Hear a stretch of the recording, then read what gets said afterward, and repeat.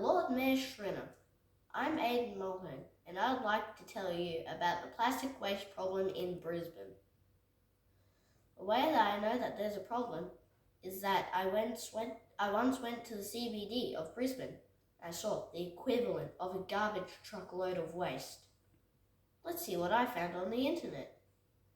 Consecutive Brisbane governments have failed the community by not paying enough attention to the management of rubbish. Brisbane is now the most littered city in Australia, with beverage containers and plastic packaging representing the bulk of that litter. According to the Keep Australia Beautiful Litter Index, the incidence of litter in Brisbane is 41% higher than the national average. Phew, we got some cleaning up to do. Year 4 did a waste audit on the prep to Year 2 eating area. We found that there was mostly single-use plastics and tissues. Here are some dreadful facts about plastics. Every minute, a garbage truck worth of plastic is thrown into the ocean.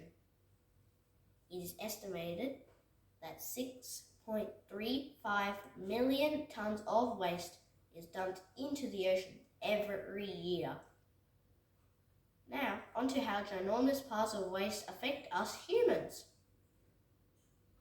Once the waste reaches landfill plants, like the one out in Newtown, it sits in those ginormous piles of waste for years and years and years and many more years.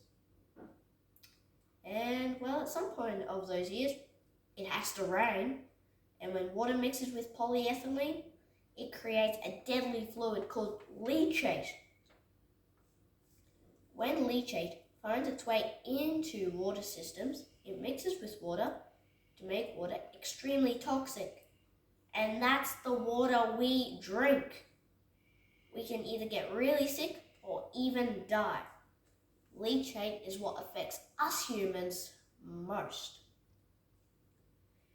If you're wondering what you can do to stop this tragedy, you've come to the right place.